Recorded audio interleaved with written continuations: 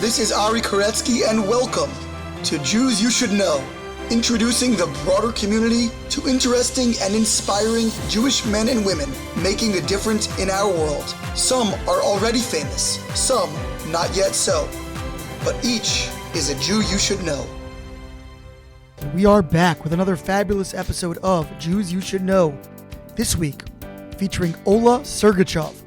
Ola is a remarkable woman, both in terms of her own personal Jewish story, having grown up in the former Soviet Union, completely devoid of any Jewish identity, and finding her way over the years into that experience and ultimately to the land of Israel.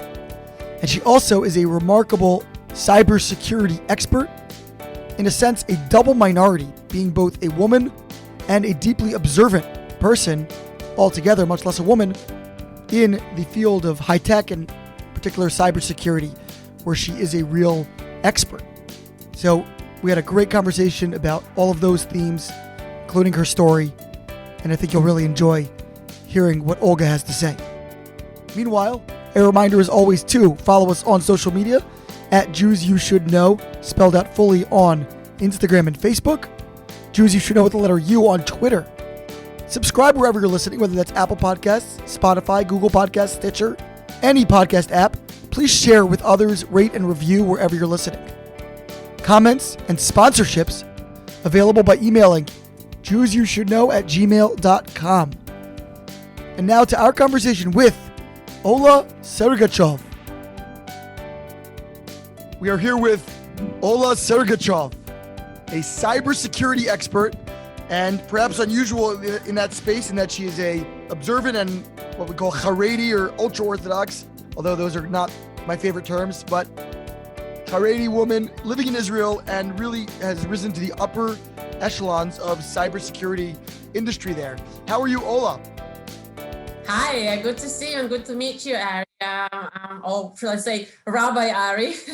Ari's great. Great, Baruch Hashem. Life is really good, fantastic. Even in the Corona time, which is quite challenging. That's right, 100%. Although I guess if you're working in the computers industry, it's probably less adaptation that you had to make than most of the rest of the world. Listen, I'm a remote worker ninja, doing this for the last 20 years. And I have to tell you, the last year was trying, and I'm being very gentle about it, because on one hand, you do have your team everywhere. My team used to be in 5 or 6 different locations across the world. We called it Follow the Sun. On the other hand, I used to be on an airplane a lot. I used to go see customers, people on my team. So we had a lot of face-to-face, but not necessarily on a daily basis. So now, lock me in the house, 7-8 hours Zoom every day. I'm barely surviving, in addition to my kids coming in. Mommy, my Zoom is not working. Can you help me with the homework? And it's like, oh my God, okay, I'm going to shoot myself soon. I think that's the common refrain of parents worldwide.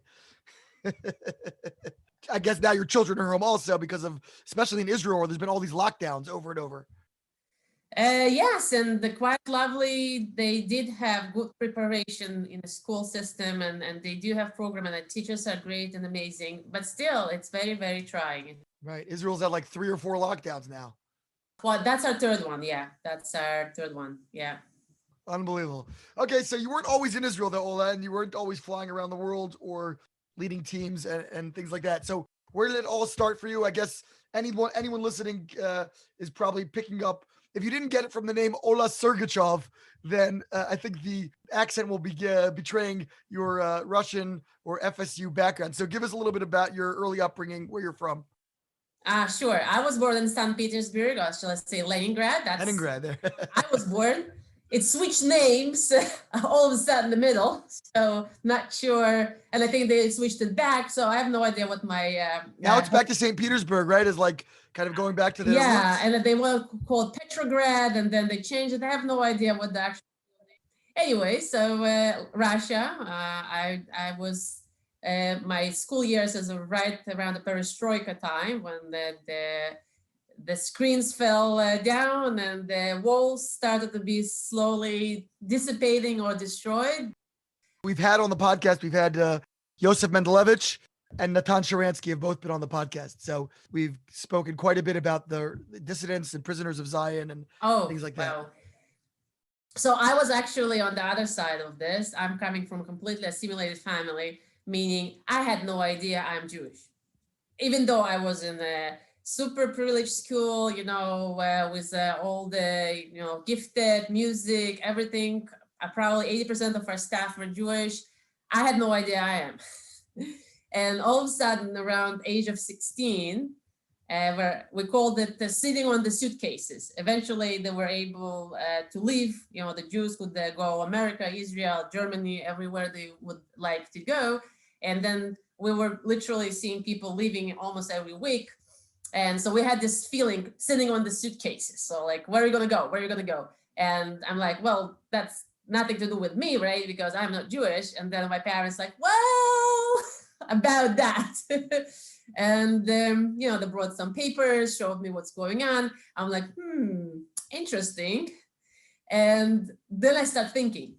And sometimes, I don't know, some people get to this when they're later in the age. I was maybe a early bloomer. Around that time, I start thinking, what's the meaning of all this? Like, what am I doing here? What's this world is all about? Is this something else besides the communist paradise that we all... Soon enough, we're going to be there, right? Soon enough, like just around the corner. And is there anything else out there? So it kind of... And what age would you say this was when you were starting to think about this? 16, 17. Wow, already as a teenager. Yeah, so I was a teenager, very curious about, Kadosh Baruch Hu, very curious about what's going on. And then I'm Jewish. Oh, what do you do about that? Did you know, did you identify as Jewish? If someone would ask you at age 16 or 15, Nah. are you Jewish? What would you say? I was Russian. Russian. But you knew that you had a Jewish background. I did not until the age of 16. You mean your parents didn't even tell you? No.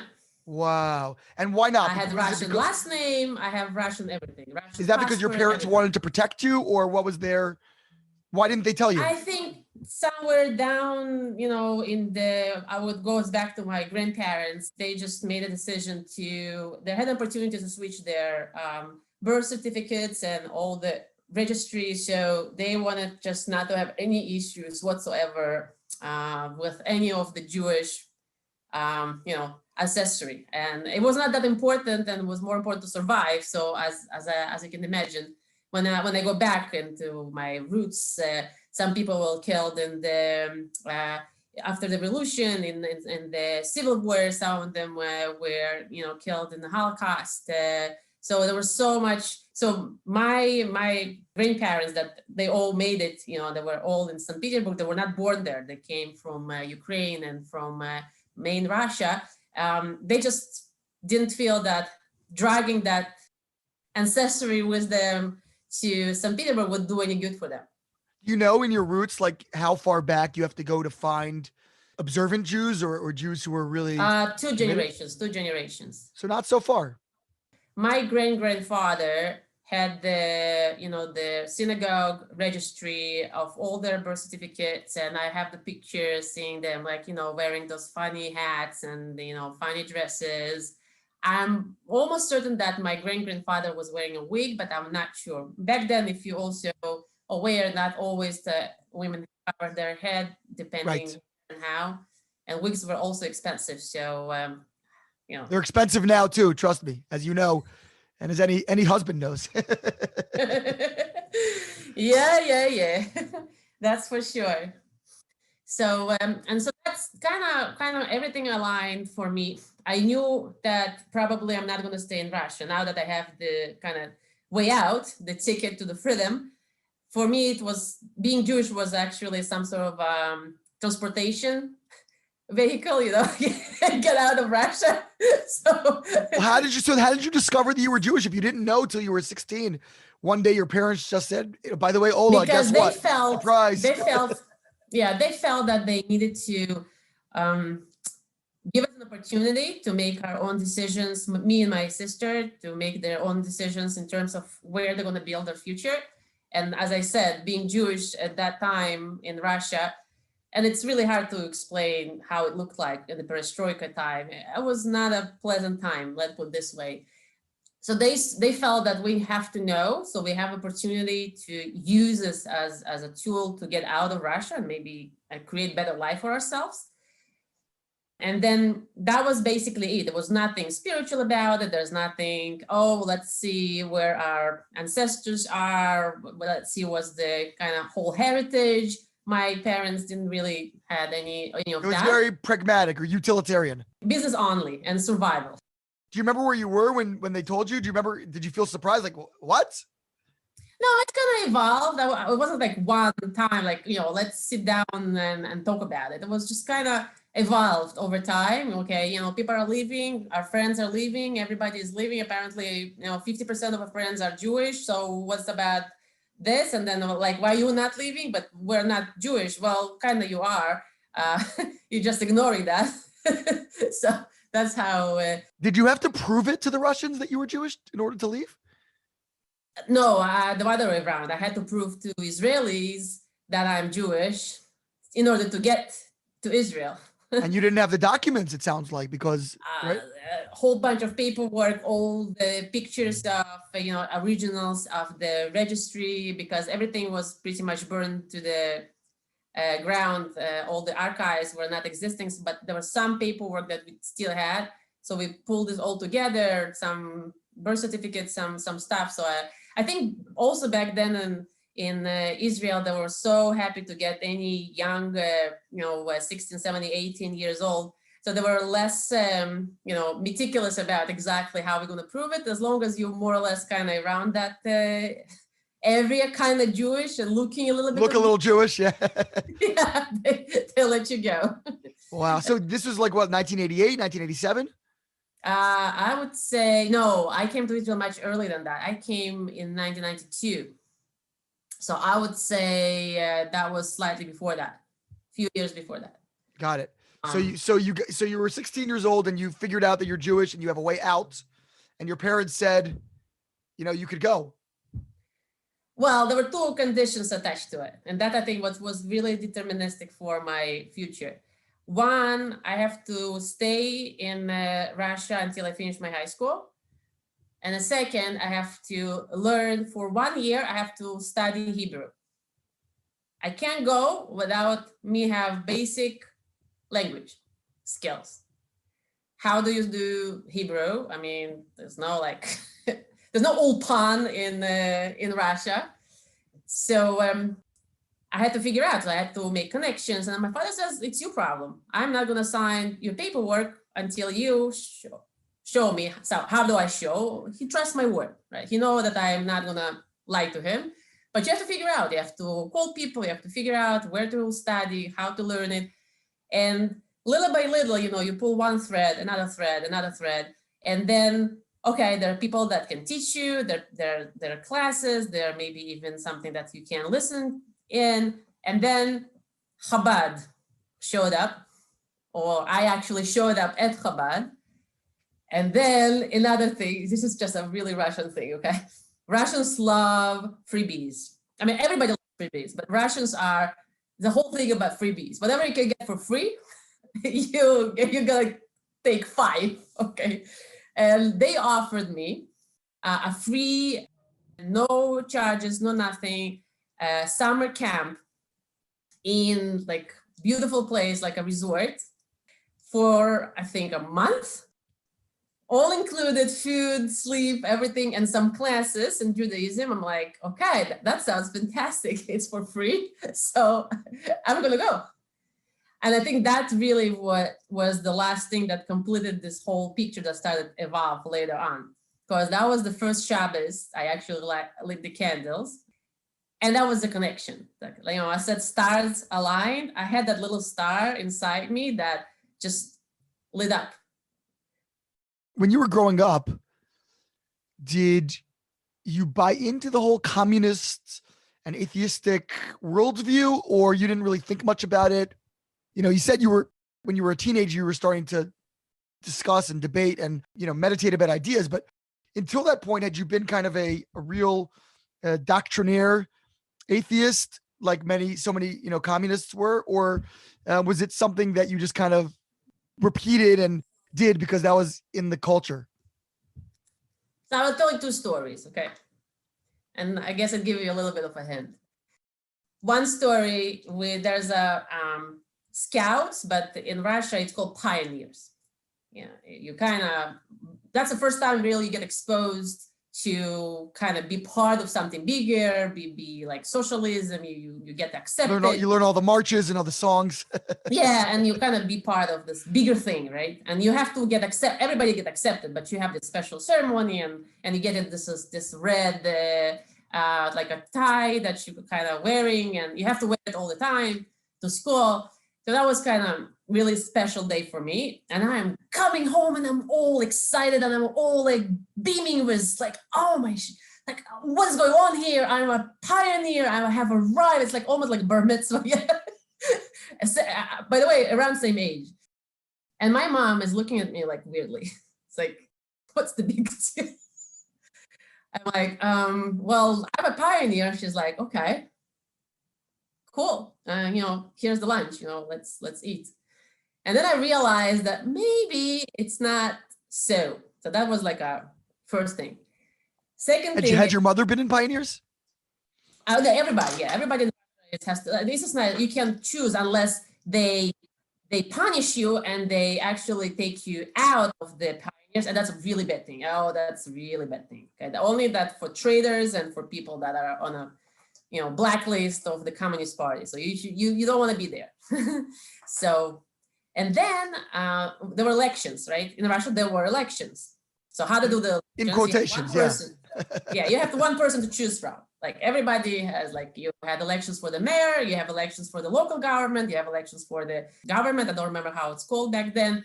And I asked my mother, Ma, isn't that weird that we only have one to choose from? Isn't it usually like 2 or 3 people to choose from? And then she looked at me weirdly again. And she's like, well, it's kind of, they already selected, they know who that person is, so it's easy for us to make a choice. But I knew that she is bluffing. She knew that I knew that I am kind of getting through her bluff. And she had really nothing to say.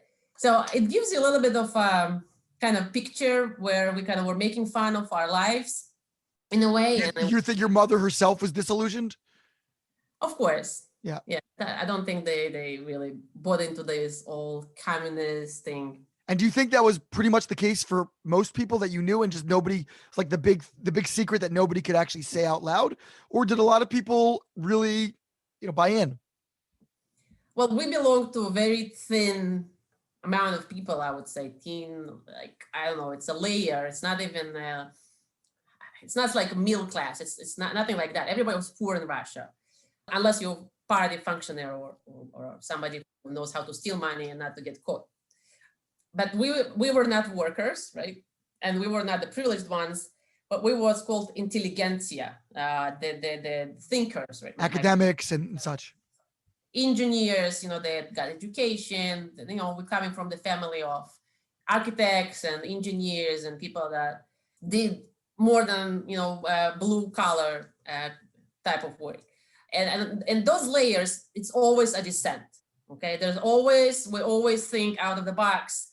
We either know of somebody who is a dissident, or that's called dissident, it's Russian, or basically dissent, like it's a translation of dissent, or we aware of somebody. We would have a book in my bookshelf that has a cover. Inside there was a book that was printed underground, and on the outside there was just some sort of a regular book.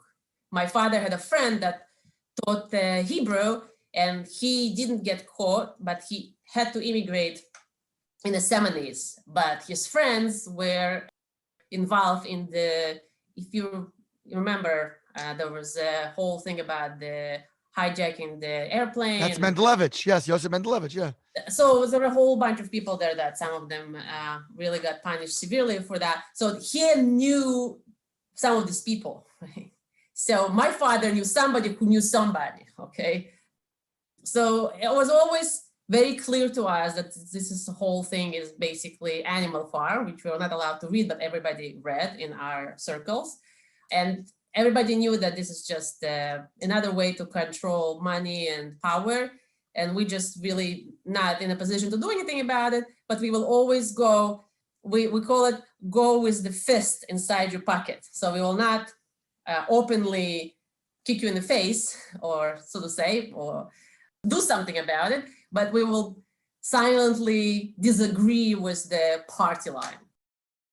So, okay, so you were a teenager and you went to this Chabad camp and you had your first taste of this religion.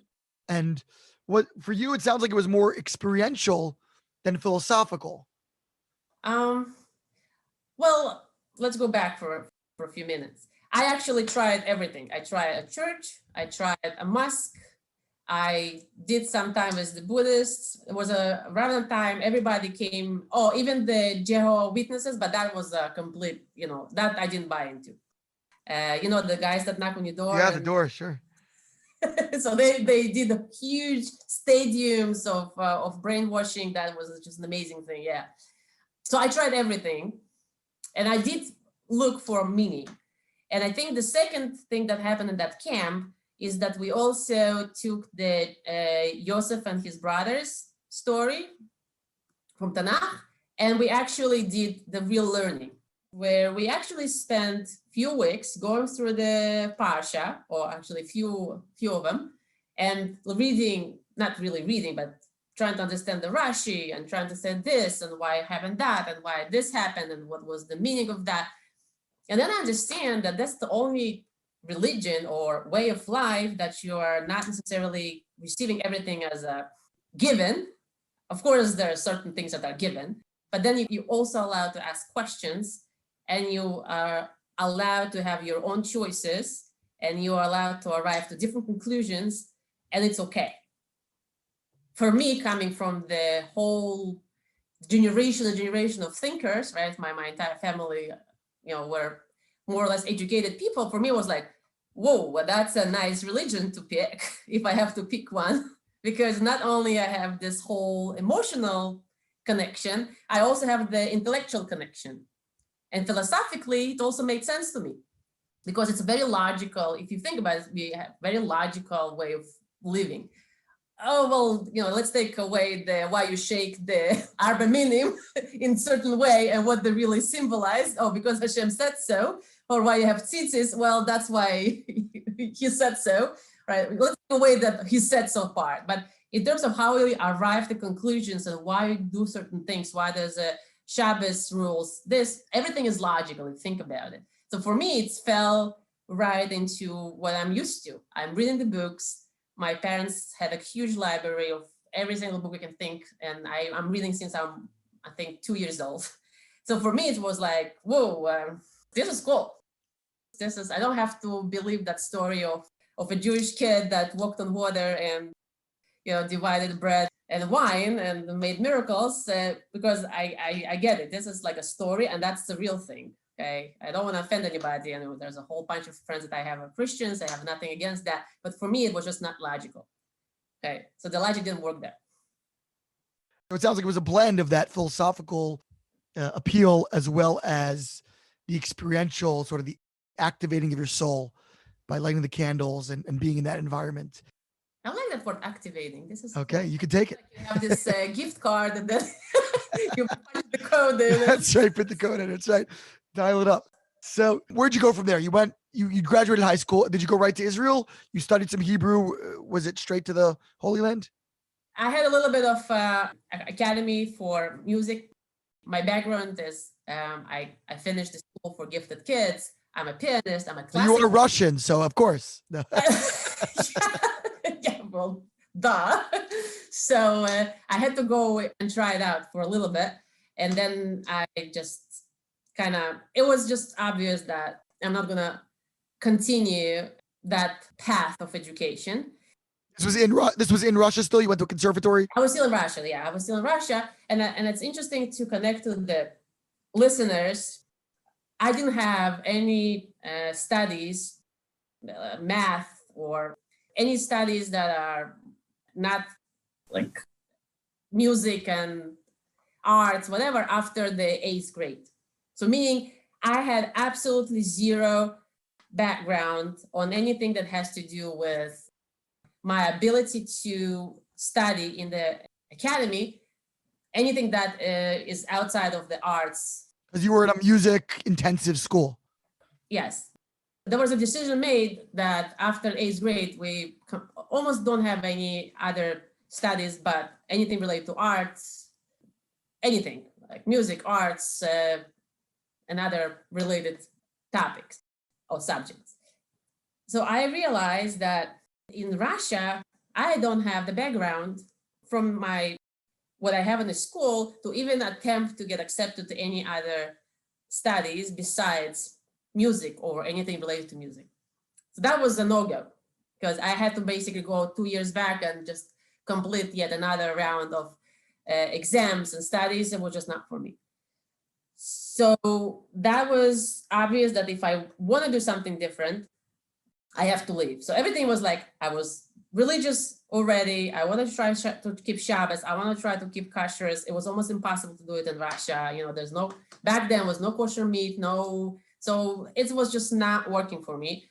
Also, I can't be anything but the musician, which was kind of cool, but it was not a really good parnasa.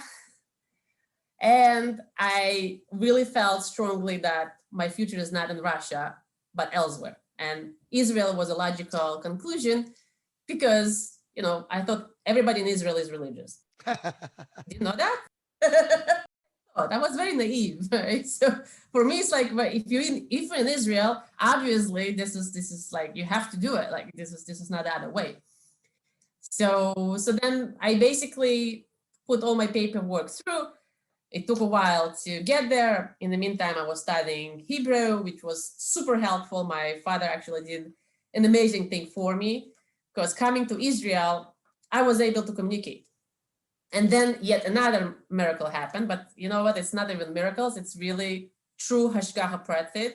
I really see it as that, because on my 3rd day in Israel, I meet this an amazing family that I consider them my spiritual parents. And you just meet people randomly in Yerushalayim. This is just random, walking in a campus, asking direction. And the 3rd sentence, after the person realized that I'm in Israel for the last 3 days, and that's the whole thing, and I still communicate in Hebrew, which was kind of fascinating, he invited me for Shabbos.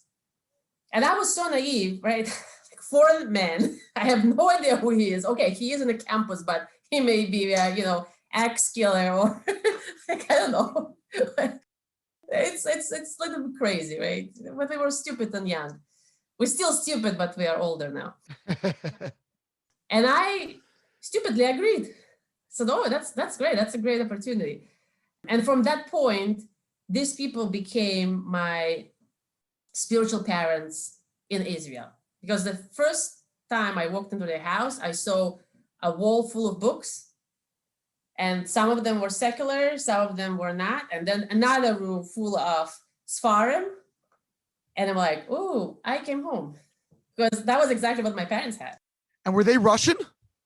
And no, they were actually mixed background.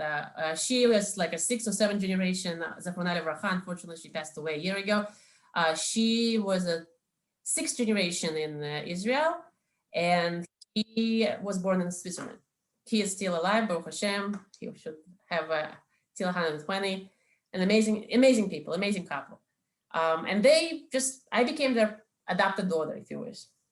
And that was another step.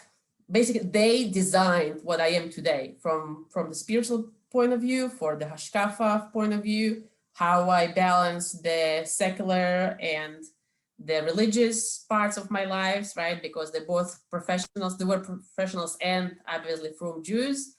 And they really showed me how you can do both and still be a happy person and not to miss out in any of the parts of your life, if that makes sense, right? People sometimes feel this conflict, right? I have to work for a place and I have to make some compromises, or I am very religious, but I really would like to do some career. It's a conflict. Well, there's no conflicts, okay? This is all can be made working out as long as we have the right guidance and we have the strong belief system that is going to work out. So what were you doing in Israel at this time? Were you studying for an advanced degree in something else? Were you going to try to play music? What was your goals? I tried to do all above. I tried to come and find the academic degree that's outside of music. I couldn't find anything that really made sense to me. I started to do economics and business administration. In the middle, I realized yet again, see, everything happens in the middle, right? I start something and then I realized that there's not going in the right direction.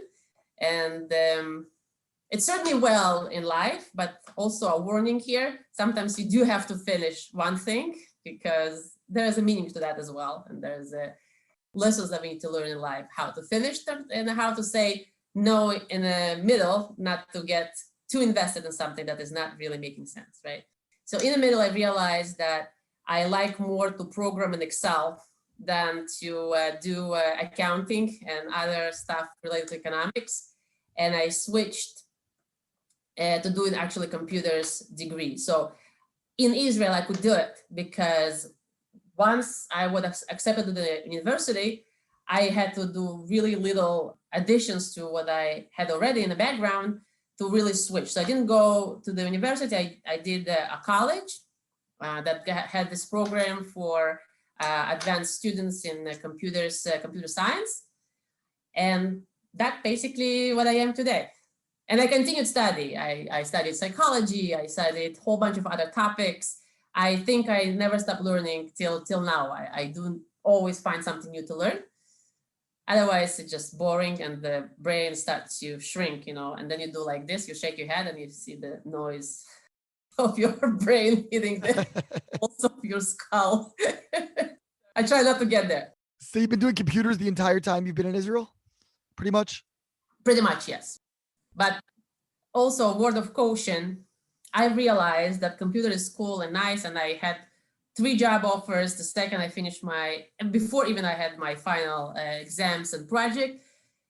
But I realized that writing code and I'll be a head of a development team is kind of cool. And I did it for a while. I think I really had a rocket career. In 5 years, I became quickly from a real programmer, senior programmer, then a team lead. And then I had a relatively big team of programmers that I was actually managing.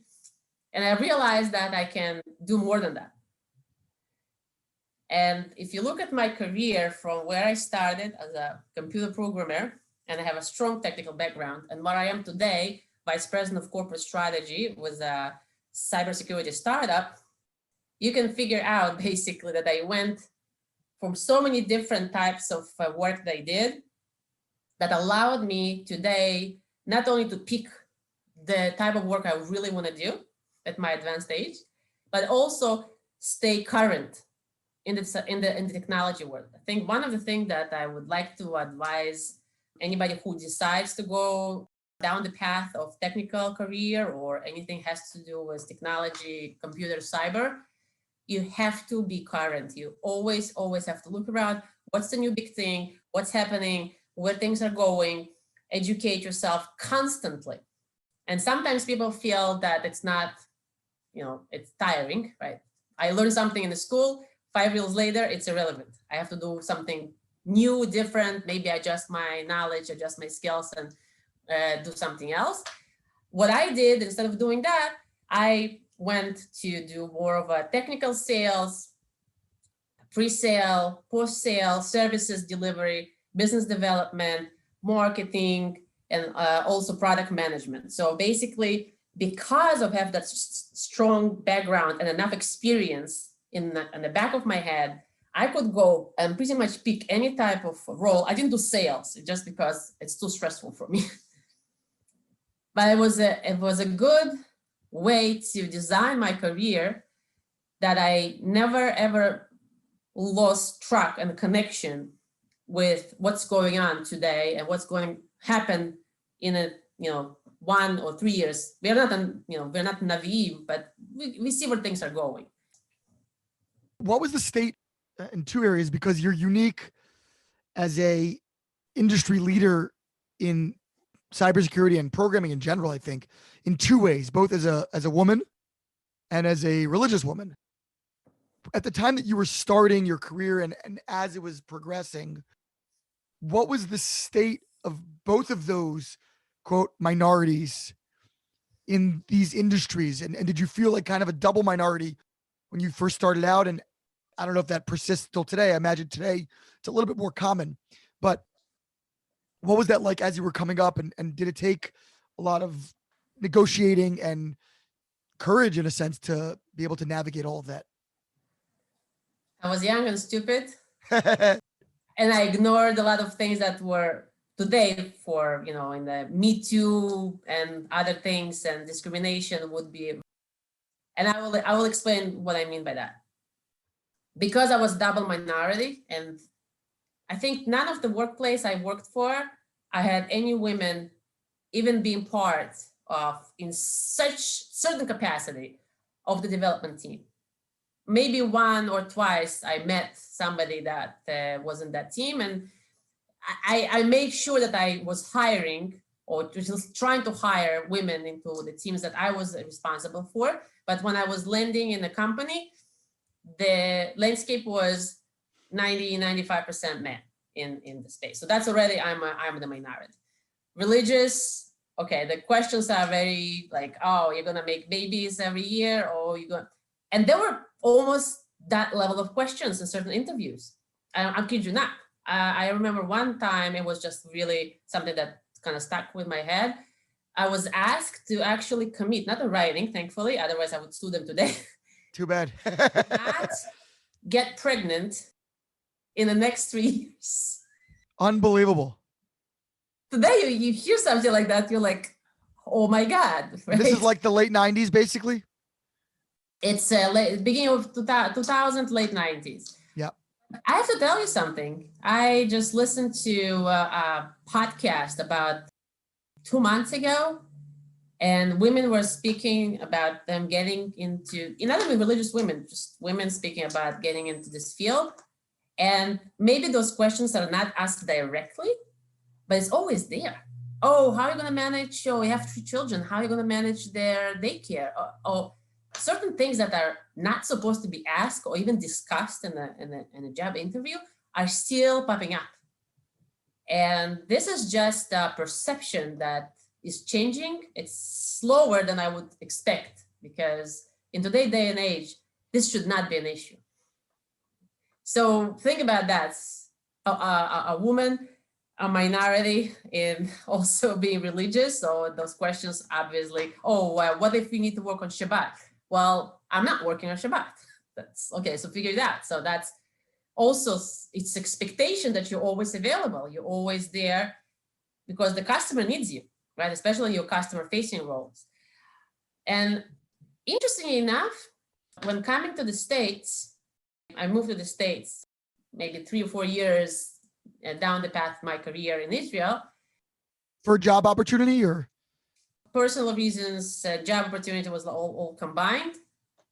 The tolerance for religious observance was much higher, at least in the high-tech world, in the States. And I'm talking about New York. I don't know if it's the same across the United States, because each state is definitely different. But the tolerance for my religious observance among the Goyim was much higher than my brethren that I used to work with from Israel. In other words, pretty ironic, since you thought coming to Israel, everyone was religious.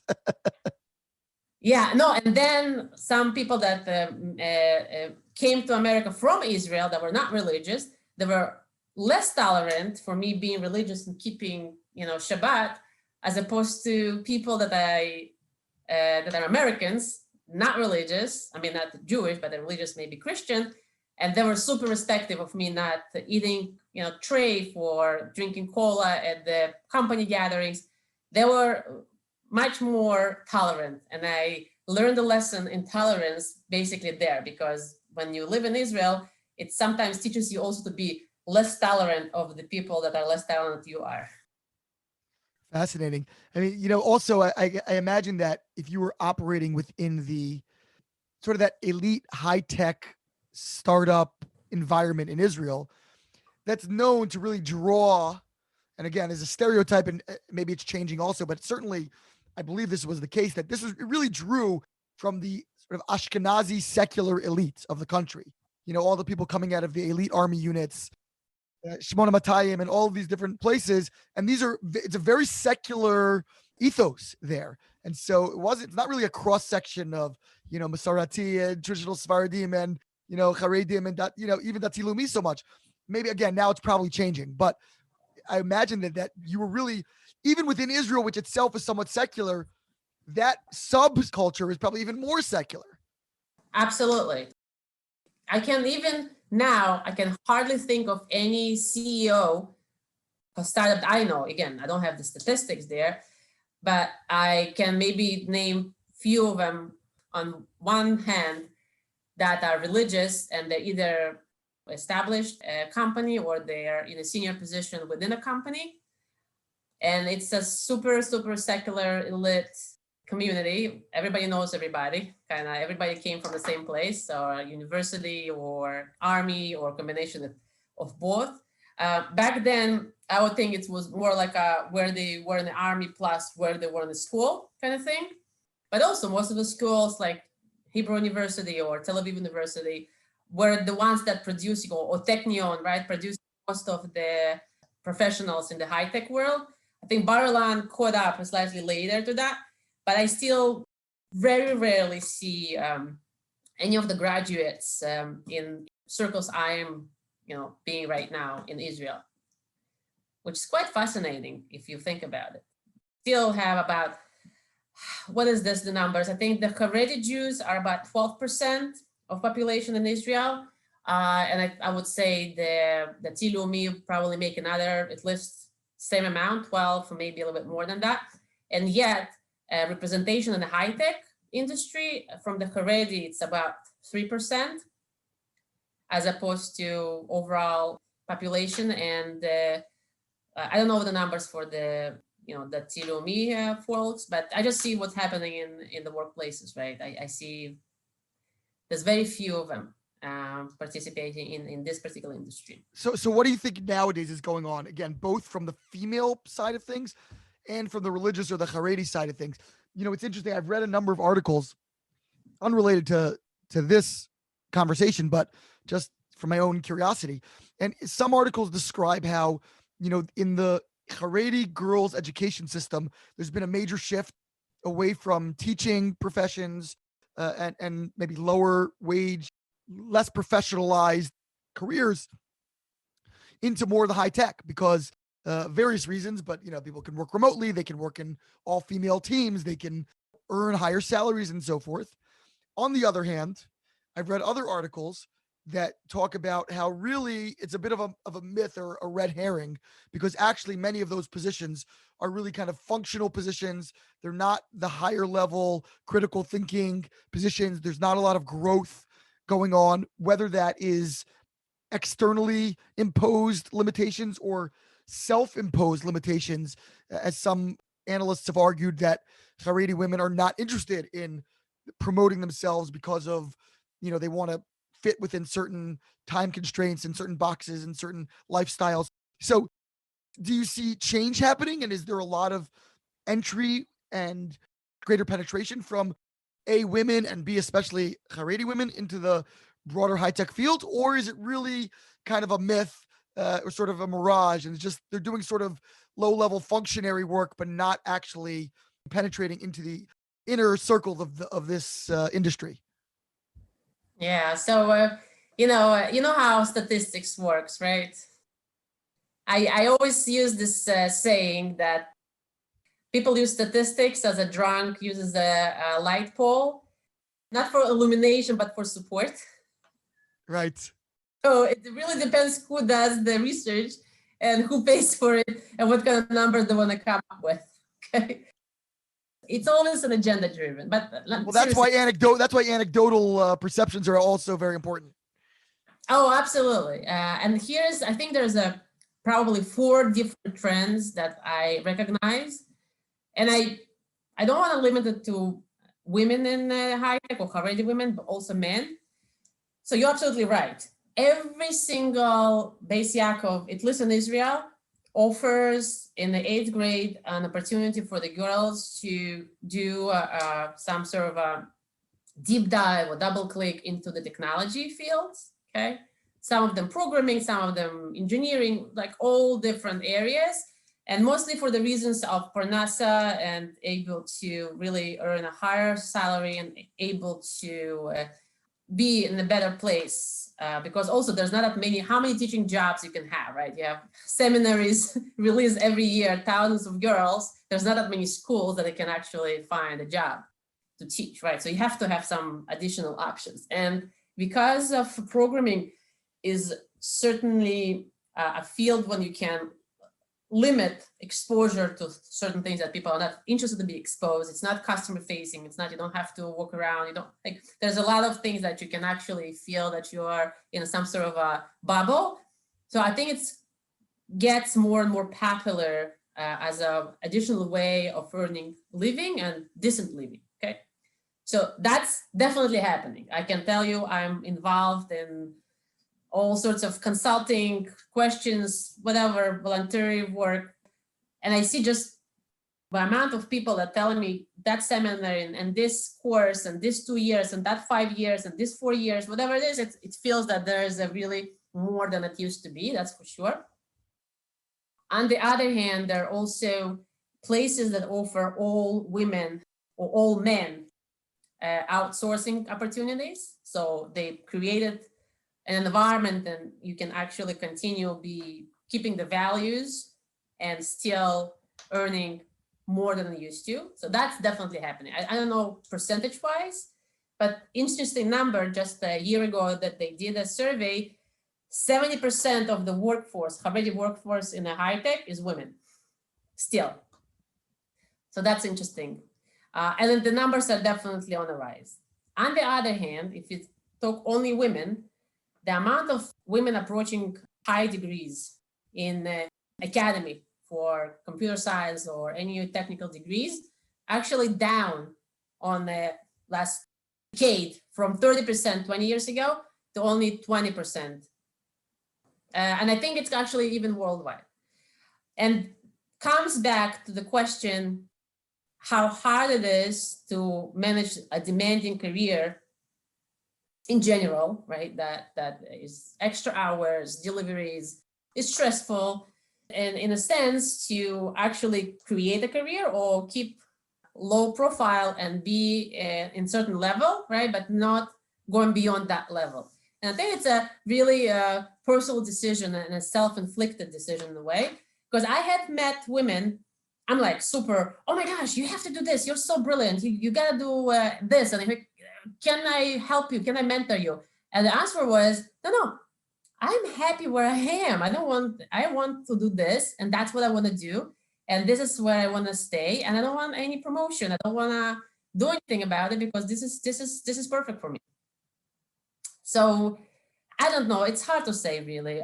There's definitely trends and conflicting trends. I do see more Haredi men entering this field. Recently, I had another seminar when a lot of people joined and question and answer kind of a session. And many Haredi men were asking really valuable questions of how they build their careers, how they progress in both, and they want to still keep learning and they want to continue doing that, and they want to still do programming, how they can do it. So there's very interesting discussions around that.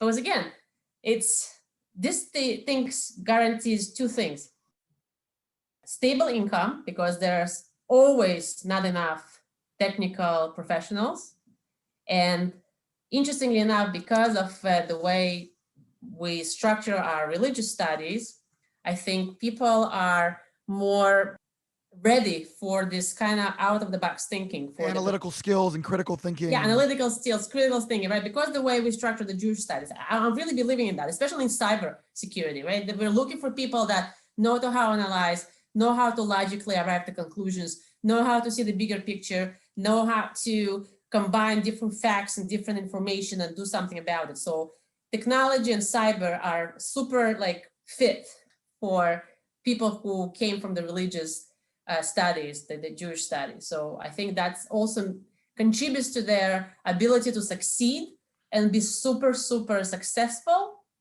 On the other hand, you ask yourself a question. At the end of the day, what's more important? Or maybe they're equally important. And maybe at a certain time, this is important, and maybe at a certain time, that's important, right? I made certain decisions, whatever it is, personal decisions, to start with career and take care of the family later. Okay, it came at a personal cost. Right? Not everybody is ready to make that call, and I still don't know whether I made the right one or wrong one, but it was the right call for me. Okay, and I totally understand people that says, I'm not interested. Don't promote me. Don't give me any, like, just pay me the salary, upgrade my salary every 3 years. I'm a happy camper, and it's fine, right? And I think it's complicated. It touches on a lot of different trends and inflection points in Israeli society, especially with the Haredi population growing so precipitously and expected to become like 40% of the kids under first grade now are Haredi. And so there's a reckoning that's coming, and it's going to precipitate change in the broader Israeli society. And it'll be really interesting to watch how it unfolds. I'm so curious why you got into cybersecurity specifically, where it seems like that's where you've really made your bones, so to speak. You were as programmer, and you were obviously quite an accomplished programmer, leading teams and so forth. But it seems like the rocket fuel for your career really was the cybersecurity. Why did you shift into that particular space within the broader tech industry? Well, I think it happens almost by mistake. As always. Well, there's no mistakes, right? You got hacked and got really upset. It's like partially that. I'm a super paranoid person in general. Just by the way, Ola Sergatchov is not her real name. It's I'm just kidding. I used to start my presentations like I'm Russian. I speak 5 languages, and I'm not a spy. Right? I have 3 At least passports. not that you'll tell us. Exactly. And if I am, I'm not going to tell you. But jokes aside, one of the startups I worked for were focusing on database security and data security, which again, was a beginning of all the understandings of the data really means, and how to protect the data, and how to manage the data, and privacy, and all the things. And just somehow I felt that listen, technology always helps, right? I remember developing things for the some applications in the medicine, in the military, and you know that this software either saving people's lives or making sure that their lives are protected, or depending how you look at that, right? But then you come to the cybersecurity, and you understand that the protection and the meaning of what it causes to people if they're being insecure and they're enriched, or something happens, is so much more. It's almost personal, right? It's at your doorstep. And helping in that space and helping in that area is just becoming so much more meaningful. It's now, you're not just dealing with some module in this particular program that's going to be part of the bigger software package, and that's going to run and manage, I don't know, some information. Here, it's a difference between something that works and delivers the value, or something that is being compromised, and you can lose anything from people losing their lives. We have happened that, just recently, right? Ransomware attack at the hospital costed somebody a life. They couldn't provide the life-saving support, and it's a real story. But it's also something that, even if it's not so dramatic, it still makes people either very happy or very unhappy. So I believe there's something about this calling, or this cause, that makes it more meaningful for me. And it's also very interesting because there's always something new going on. There's always something exciting. It's a constant chess match, right? Back and forth. In a way, right? The hackers and the... Yeah, and they scored there, and let's see how they're gonna do, or how we're gonna do. It's like a little bit of a cat and a mouse game, right? Sometimes the mouse is the cat, and sometimes the cat is the mouse. So it depends how we look at this.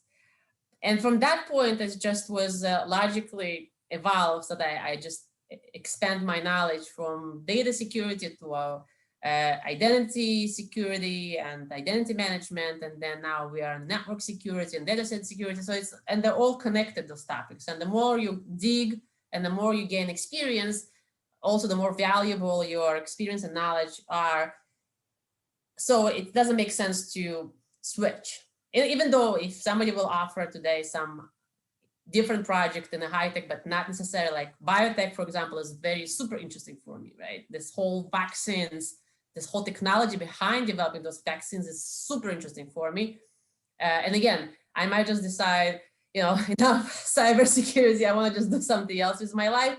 And at the end of the day, the more experience I have and a broader view of how things work, helping to be able to pick from more options and more choices in the career. So I think it's very good to have the broad and deep knowledge in certain topics to become a subject matter expert.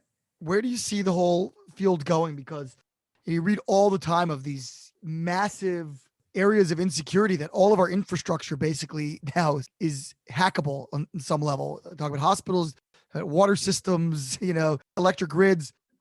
Just yesterday, I read an article that Biden's had his first call with your buddy Putin, and they were, he was basically chiding him and warning him about, hacking and Russian proxy hacking, which of course Putin was denying, et cetera. But this was what they released about, and that there are nefarious state actors, especially China and probably Russia, and elections and all these different things, whether they interfered in the election or not. But that the idea is that they could, and somebody could, and not just elections, but day-to-day necessities that we're completely reliant on. Airline industry, autonomous vehicles, everything could be hackable. Where is the industry going? And do you think that the security side of the industry is ahead enough of the curve or on par enough with the nefarious side of the fence? It's hard to tell for two reasons. Every time we think we are ahead, something new pops up. Just the recent SolarWinds breach, and then Sonic Wall, which actually embedded in their own code, right? And then their own backdoors that is almost unheard of in the previous hacks, right? They always came from the outside. This is actually came from inside and was embedded. It's kind of like the mRNA vaccine, it's kind of Almost, you know what? In a way, yes. It's almost like its own virus. Yeah, you know what? It's a really great analogy. I haven't thought about that. I like that. So every time we think we are ahead of the curve, then something else happens, and we are like, okay, how are we going to change the behavior or change our controls to meet this new challenge? And it's always like they score, we score, they score, we score, and they're going to be more advanced, we're going to be more advanced. If you think about it, just a few numbers, okay? Top of my head. Just the Corona year, last year, the amount of ransomware attacks went up by 700%. It's a huge, huge number. I think we have about 80,000 attacks per hour on like every given day, not just ransomware, any type of cyber attacks. And that's just in North America. The numbers in the world are differ, and not always they are being reported properly, but that's what we know. Okay, so this is not going away because it's an easier way of making money. Let's be real about it. Okay, some of it is really to make money, and some of it is obviously the government and the different types of criminal activities that trying to score some points and get intelligence.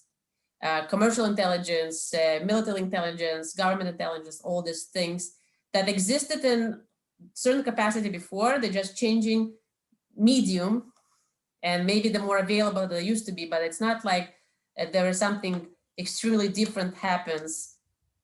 They just change. Okay, they used to be more in person, now it used to be more not in person. We used to fight in tanks, now we can do drones, right? So, but at the end of the day, the technology today that being used by hackers, we have that technology, right? We know what this technology is. So it's all about raising the awareness, understanding that nothing can be trusted, literally nothing, being super paranoid about everything that happens around, not to trust somebody who is giving you inheritance of $5 million from Nigeria, right? Wait a second. He said he's my friend. Yeah, they just send him, You just asked for some numbers. That's it. Yeah, exactly. Yeah, for I thought it was a fair trade. Yeah, the totally fair trade. 30% of 5 million. That's a nice payday. So we just really living in a little bit scarier world than we used to. And it's just new reality that human beings are super adaptive creatures, right? We adapt to everything and anything. Corona changed our way of living from, I don't know how wide was the angle of change, right? But it's really changed dramatically. And look at us, right? We evolved and we thrived in a way. And I see it with my kids, right? They used to hate Zoom, and now everything that happens is virtual, right? They do WhatsApp, Zoom, video conferences, group conferences. I know it doesn't replace something that we used to have, but that's how the world evolves. So I would just look at this as a general evolution of technology, of the way of living, of everything available. Everything is 24/7, everything is there. And also everything is publicized more.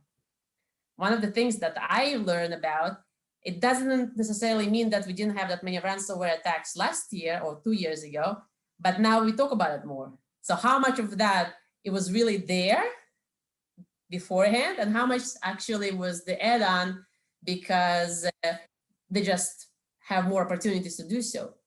So that's where we're going to go. It's always going to be one step ahead, then we're going to catch up. Then one step ahead, we're going to catch up. It's always like a chess game, and it's never going to end. Because again, there's money in this game, there's power in this game, there's intelligence in this game that you gain. So you can't tell those bad people just to go away because I have better software that can protect me. You think the reward outweighs the risk in terms of we're marching ever more towards dependence and interconnectivity. And again, just the example with the automotive industry, we're going to have autonomous cars in a number of years, really fully operational, probably.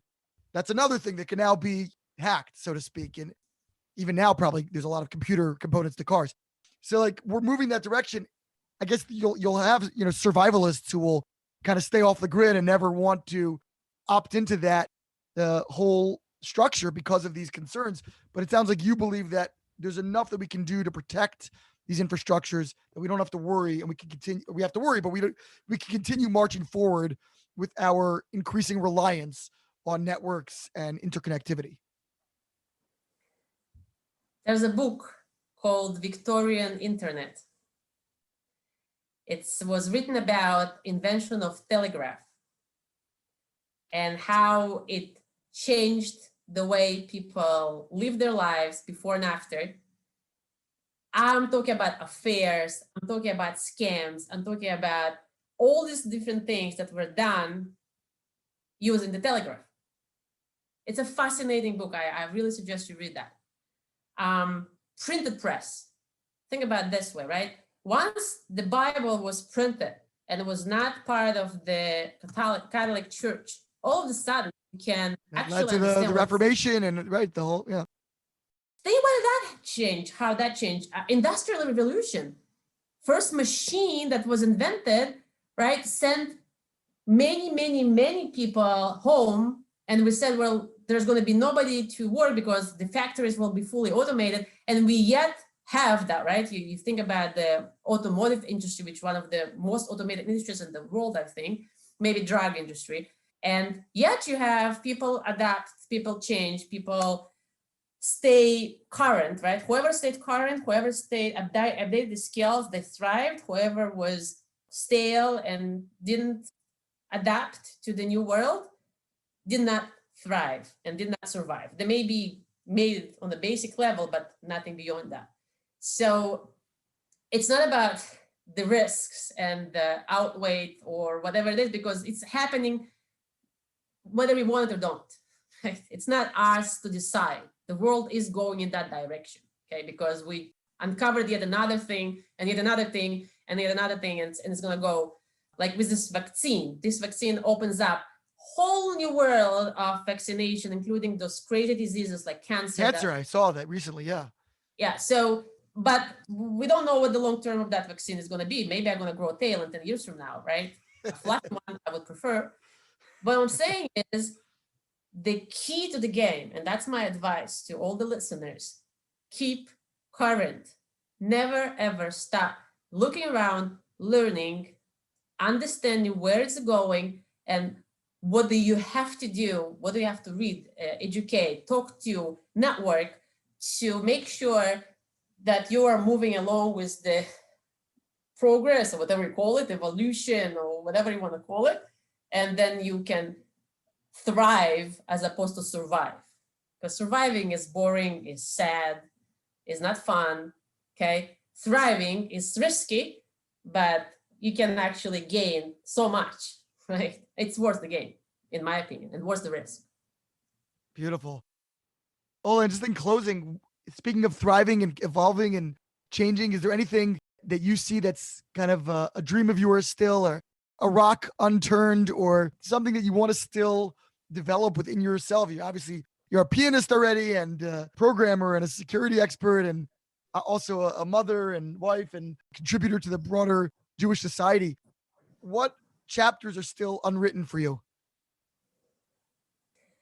I would say to make sure that, and it's maybe a big word, yeah, but I'm trying to make it very concrete, to be able to teach the next generation, my children, and whoever is related to that, right, the next generation, to be a little bit more prepared to this new evolving world than I was when I started. I don't think the world have changed. Maybe it's a little bit speed up, right? But when I started, I had a lot of roadblocks. I had a lot of challenges because I was not maybe prepared to the point that certain things were just by the way and a skill. So I'm really on a daily basis thinking about what is the skill set, what is the capabilities that I need to teach my children and many others and adults or young adults. And that's what pretty much what I'm choosing for the next 10 years to do, the mentoring, the helping, the understanding and advising how to get to that golden skill set that allows you as a human being to be a contributing member of society and thrive in that super fast, super ever-changing world, and not to lose kind of what you are as a person, right? I know it's like it's big words, right? But Well, do you have any concrete policy prescriptions? Anything that what are you doing in your own life? You know, it sounds like you're volunteering, leading seminars, advising people. What are you doing to make that happen? I see myself as a door opener. Okay, I can show you the way. I can explain you where to look for. I can show you some of the things or give some of the advices based upon my experience, based upon the knowledge. And that's, I think, where my role ends, because you can bring the horse to water, you can't force them to drink. I'm way beyond that, trying to attempt to actually change people's behavior, because that's not possible, okay? I can't do that. On my advanced age, I understand that the only person I can actually change is myself, but I do have a way of kind of non-intrusive opportunity opening person for my children, alongside with the people that come for help, to give them enough opportunities to open their horizons so they can actually pick and choose and get as much as possible from those fruits that I give them the access to. But the decision at the end of the day is theirs. Like, I'll give an example. I showed my son programming through Minecraft. And there's a lot of people that are really scared of Minecraft because it's very, you're kind of addicting. And you never come back, right? And it's a dangerous thing to do, right? So you put limits, you put some guidelines, you also find the ways to leverage that. But I give the opportunity to be creative, to build something, to learn something, to communicate with other people, maybe in certain controlled way. So I put guard rails, obviously, but I give the opportunities, okay? I create them all the time, opportunities. So eventually the skill set is being built up for the young minds, and I believe for the young adults as well as, mature people. It's really all about maybe kind of showing the different perspective, and the person's like have this aha moment, Okay. That I think is what I see myself right now in the next 5, 10 years, because I really attempted to do something more than that. And I failed miserably because I felt that I really, if I do it so hard and I really sit on top of somebody, I can actually make them to do something. That doesn't work. Fascinating. That's a great metaphor for me as well, because in my main work, besides this podcast, my major vocation, so to speak, is in Jewish education and outreach. And I work with students from all different backgrounds. And it's exactly the same thing. You can't force people to do anything, but you can open doors and hope that, the right people choose to walk through those doors at the right time. So I very much resonate with that approach, that perspective. And God willing, I think hopefully we should both have great success opening doors and seeing a lot of people walk through them in the years to come. Ola Sergatchov, thank you so much for joining us. Amen for what you just said. I totally like that. And thank you so much for giving the opportunity to be here. This has been Ari Koretsky on Jews You Should Know. Please visit us at JewsYouShouldKnow.com and subscribe at iTunes, Stitcher, or wherever you consume podcasts. Find us on social media at Jews You Should Know. If you'd like to become a supporter of this podcast, we would greatly appreciate that, and you can do so by visiting patreon.com. That's patreon.com/Jews You Should Know. Finally, if you have enjoyed this podcast, please leave us a review so that we can continue to grow and introduce many more people to Jews You Should Know.